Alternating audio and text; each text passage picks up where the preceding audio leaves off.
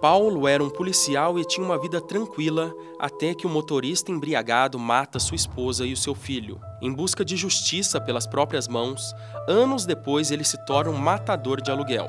Mas quando é contratado para matar uma garota de programa, sua vida muda completamente depois de se apaixonar por ela. Ou você me mata, logo me deixa voltar!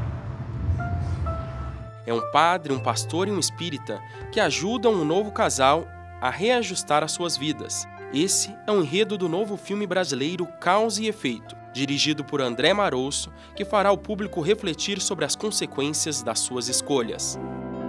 Foi a lei de causa e efeito que se cumpriu. Você vai conhecer a verdade.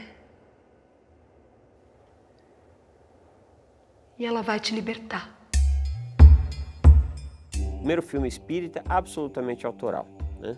Não nasce a partir de uma obra literária espírita. A grande maioria das pessoas que foram ao cinema assistir os filmes espíritas era formada de espíritas. Então nós tivemos o desejo de escrever uma trama com um pouco de ação, com um pouco de romance.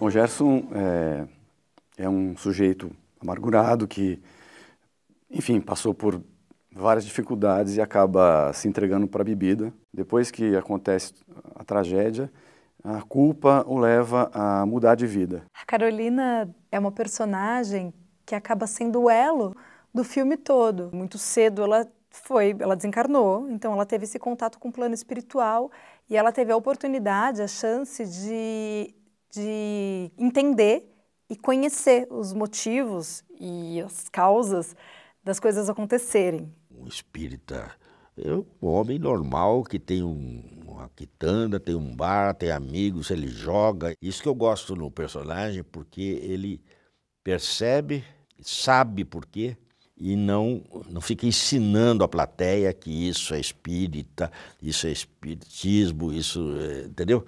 É causa e efeito. E a plateia vai pegar o entendimento do filme como um todo. Tudo está ligado a esse preceito de causa e efeito. Existe um momento do filme em que, em uma reunião mediúnica, os personagens são levados ao século XVIII, ao século XIX, onde eles descobrem a causa cujo efeito está redundando, está acontecendo na encarnação presente.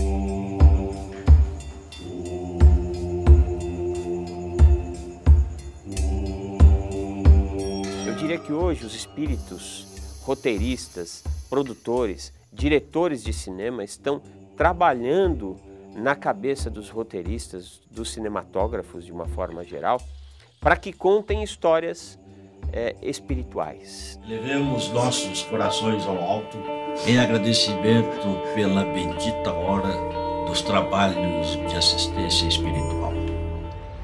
Anime-se, rapaz, você tá livre. Se eu te ajudar a fazer justiça com o motorista, você confia em mim? Quem é? Madalena. Tem que parecer acidente.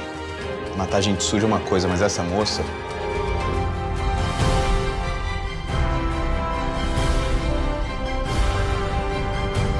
Gostaria de convidar você que está nos assistindo ao Mundo Mal Repórter com o tema Causa e Efeito a estar conosco no dia 3 de julho, especialmente, quando o filme será exibido em todo o circuito nacional de cinema. O Espiritismo já nos alertou também sobre muitos acontecimentos históricos. Um dos mais tristes para o Brasil foi a escravidão. Presente por mais de 300 anos no nosso país, ela gerou muita dor, sofrimento e humilhação. No livro Brasil, Coração do Mundo, Pátria do Evangelho, ditado pelo espírito de Humberto de Campos para o médium Chico Xavier, Jesus sugere a Ismael buscar seres sofredores para trabalhar na edificação de uma nova pátria. Então Ismael recruta antigos batalhadores das cruzadas, padres, inquisidores, senhores feudais da Idade Média, espíritos rebeldes e revoltados e dá a eles a oportunidade para se redimirem ao construir com o suor do seu trabalho, ou seja, como escravos, o Brasil. Diante a isso, seria a escravidão de negros uma consequência de um passado trevoso? Mas se a escravidão era um mal necessário para a recuperação dessas almas, por que, de acordo com alguns autores, ela nos gerou um karma coletivo ainda não superado? Eu não acho que a escravidão foi um mal necessário, não. Foi um erro crasso da humanidade, um mal desnecessário. Se nós olharmos os dois países hoje, Portugal hoje, que era uma grande potência naquela época, hoje é um país que passa por dificuldades imensas. Esse peso de Portugal, essa marca de Portugal, é também por esse comércio escravocrata que ele tinha, além das suas guerras e do seu passado histórico. Muitos espíritos que renasceram dentro desse sistema, né, de escravização, eles têm algo do passado que precisam reprogramar. Os nossos ancestrais, que se achavam tão bonitos, eram os bandeirantes. O que eles faziam? Eles matavam os povos indígenas. O que eram os primeiros religiosos que vieram para cá dizer que índios não tinham alma? Então nós temos um início de civilização no Brasil de uma violência, de um abuso pela ignorância. Você pode ter tido pessoas ali que se sujeitaram à missão de passar pelo perjúrio da escravidão, o grande erro da humanidade, se sujeitaram por histórias desconhecidas. Há mais de uma década, uma reunião da ONU fez as propostas para o novo milênio. Que propostas eram essas? Acabar com a fome, com a miséria, acabar com as doenças, direitos iguais entre homens e mulheres, educação básica com qualidade. Quer dizer, a proposta para o novo milênio precisou surgir porque ainda existem escravos. E essas pessoas hoje, numa condição de um trabalho escravo na nossa atualidade, alguns espíritos dizem que são reencarnações ainda destes senhores negociantes que hoje nascem nessa condição de um trabalho escravo, de um trabalho não remunerado. Nós temos que ter cotas para negros nas universidades porque não tem acesso. É um absurdo cotas, mas nós temos que tê-los para que haja inclusão social, porque não precisaria ter cotas se estivessem incluídos. Onde a maior parte das pessoas negras moram? Nas periferias pobres. Que a gente vai fazer agora, qual é o ser humano que mais sofre no mundo? Mulheres negras, que são as mais abusadas do planeta inteiro. Então nós ainda temos um resquício dessa escravidão. 1864. Inicia-se talvez mais um karma para a história brasileira. Antes da guerra com o Brasil, Uruguai e Argentina, o Paraguai se despontava como uma potência econômica na América do Sul e era um país independente das nações europeias. Depois do maior conflito armado latino-americano, conhecido como a Guerra do Paraguai, a morte de 300 mil pessoas, isto é, 20% da população paraguaia, a ocupação militar por quase 10 anos e um atraso econômico irreparável no país fizeram com que os nossos vizinhos, de acordo com alguns historiadores, não se reerguessem até hoje. Brasil, Uruguai e Argentina, a Tríplice Aliança, saíram vitoriosos, mas também sofreram muitas perdas materiais. E no campo espiritual, qual foi a consequência para estas nações? Esse karma, ele traz um peso para a nossa sociedade, entre outros que nós temos, sim, como vários outros países.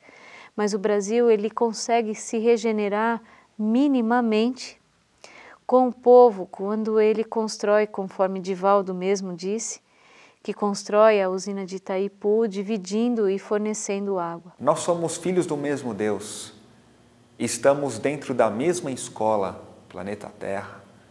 Então não podemos mais permitir que as divisões do mapa promovam divisões na nossa possibilidade de amar o nosso próximo. Do passado remoto para a história recente, mas também sanguinária. O massacre do Carandiru em 1992 matou 111 presos e tinha como justificativa conter uma rebelião. Sidney Salles foi um dos detentos sobreviventes. De repente, quando eu ligo o canal de televisão, já vejo a tropa de choque, a cavalaria do choque invadindo, sobra outro indivíduo que eu morava no 5º andar. falando que o pelotão do choque já estava invadindo e atirando e matando as pessoas. Eu falei, não, eles estão dando tiro com bala de borracha, soltando bomba de gás lacrimogênico. Agora, quando eu saí na galeria, eu vi aproximadamente uns 50 corpos tirados no chão. Segundo ele, foi um milagre que o salvou. Foi quando eu deparei com 3 policiais, quando eles me viram em arma em punho. O que você está fazendo aqui? Eu falei, meu senhor, já ajudei a carregar todos os cadáveres lá embaixo e agora o tenente mandou só me trancar. Ele falou assim, ó, vai acontecer um milagre na nossa vida. Eu falei, por quê? Ele falou assim, é que tá vendo esse moinho de chave? Eu não sei qual que é a chave desse cadeado. O milagre que vai acontecer é o seguinte, eu vou catar uma chave e vou bater no cadeado. Se eu torcer, o cadeado abrir, você entra pra dentro agora. Se não abrir, o de trás falou, nós vamos te executar agora. Quando ele catou a chave, o rapaz gatilhou a metralhadora. Quando ele foi colocar a chave, o rapaz gatilhou a calibre 12. Quando ele colocou a chave, eu fechei o olho e falei, ainda se mandar pelo Vale da Sombra da Morte, não temerei mal algum. Quando ele virou, o cadeado abriu, cara. Depois do massacre, Sidney terminou de cumprir a pena em outro presídio. E, em liberdade novamente, voltou para o mundo do crime. Como a sociedade não me quis, eu também não quis a sociedade. E aí eu volto a delinquir, a praticar diversos delitos novamente, entendeu? Em maio de 1994, foi ferido durante uma troca de tiros. Ficou paraplégico e voltou para a prisão. Isso hoje, a minha paralisia, hoje por devido a ser um portador de necessidade especial, eu creio que isso é semente, é fruto daquilo que eu plantei. Mas foi na prisão pela segunda vez que ele mudou de vida e resolveu ajudar outros dependentes químicos. Passado 21 dias, chega a pastoral com 2 missionárias, evangelizando as pessoas dentro do presídio. A mulher me escolhe no canto da parede, perguntando se eu não gostaria de ter uma opção de vida. Eu falei, qual? Ela perguntou se eu não queria aceitar Jesus como meu único salvador. Quando no outro dia o carcereiro grita, Sidney Francisco Salles, eu falei, pois não, é para arrumar minhas coisas para a penitenciária do Estado? Ele falou, não, aconteceu um milagre, cara. Acho que foi aqueles crentes que rezou para você ontem. Sua liberdade acabou de chegar. E foi contando com a ajuda de muita gente e utilizando a sua experiência com as drogas que Sidney criou uma instituição para o tratamento de dependentes químicos, o Centro Terapêutico Educacional Cristão, que hoje tem 6 unidades e atende mais de 160 pessoas. Ela oferece atendimento psicológico, atendimento social, técnico de dependência química. Hoje eu tenho 3 clínicas que são abrigos e 2 que são comunidade terapêutica. As nossas atitudes geram ondas. Pronto. Uma hora a gente vai pegar essa onda. Só que a gente pode levar um caixote ou a gente pode surfar nela. Como é que acontece isso? Aí a gente volta para a noção de karma ainda. O que quer dizer karma? Karma quer dizer atitude. Quer dizer o quê, então? Se você muda de atitude, você sai do karma. Eu não tenho como agradecer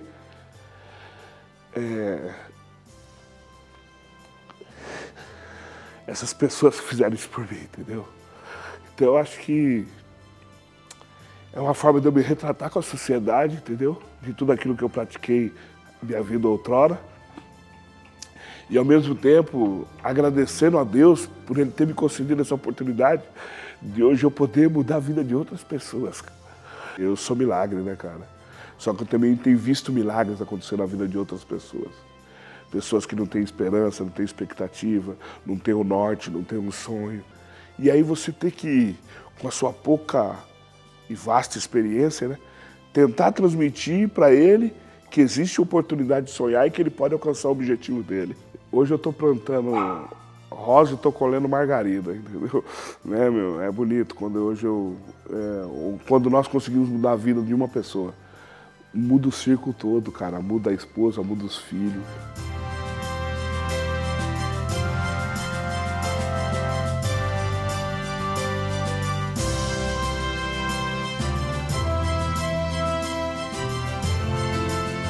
E no próximo bloco, Adão e Eva e o pecado original. Teria sido este o primeiro exemplo da lei de causa e efeito na humanidade? Catástrofes naturais, uma resposta da Terra e uma ecovila que tem como proposta proteger, partilhar e buscar novas alternativas de vida neste planeta. A gente já volta.